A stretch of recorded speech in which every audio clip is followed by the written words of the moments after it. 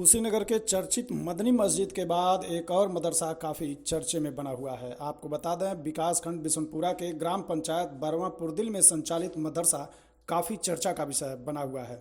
बताते चलें कि वर्तमान प्रधान विनोद कुशवाहा ने यह बताया है कि हमारे ग्राम पंचायत में संचालित हो रहा मदरसा ग्राम पंचायत की ज़मीन पर अवैध तरीके से कब्जा कर उसका निर्माण हुआ है, जिसे लेकर मदरसा संचालक कमेटी के सदस्य सनवर अली ने क्या कुछ कहा, आइए देखें ये रिपोर्ट।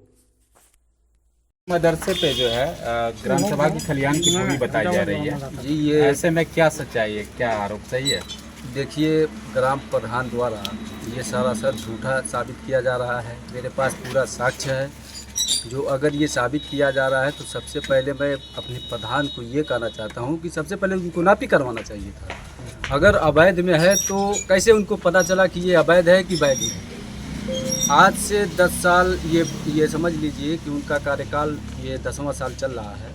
आज तक क्या उनको पता ये नहीं चला कि ये मदरसा आज से 50 साल पहले से यह स्थापित है? आज उनको पता चला कि ये खरियान में है।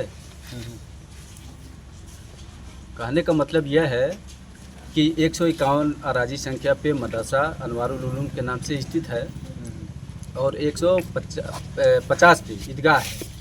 तो ईदगाह में हम लोगों के द्वारा ये एक शौचालय का थोड़ा सा निर्माण किया गया। उसी के ज़रिए से उनको ये लगा कि खरिहान में, उनका ये कहना है कि खरिहान में ये लोग अवैध रूप से ये लोग निर्माण कर रहे हैं। तो आपकी क्या प्रक्रिया, क्या ये इस आरोप पे आपके द्वारा जो है क्या सफाई दिया गया है?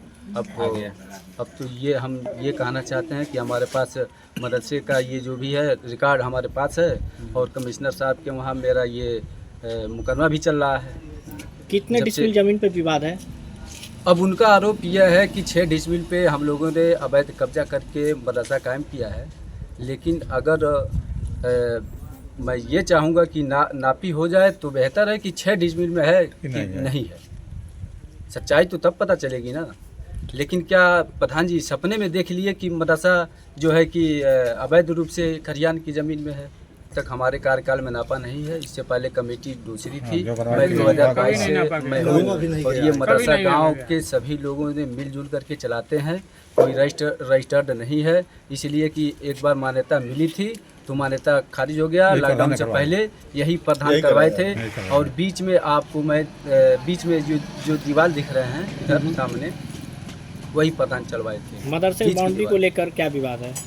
मदरसे में बाउंड्री को लेकर के कोई विवाद नहीं है। विवाद तो वो खुद फैला रहे हैं। विवाद तो कुछ नहीं है सर।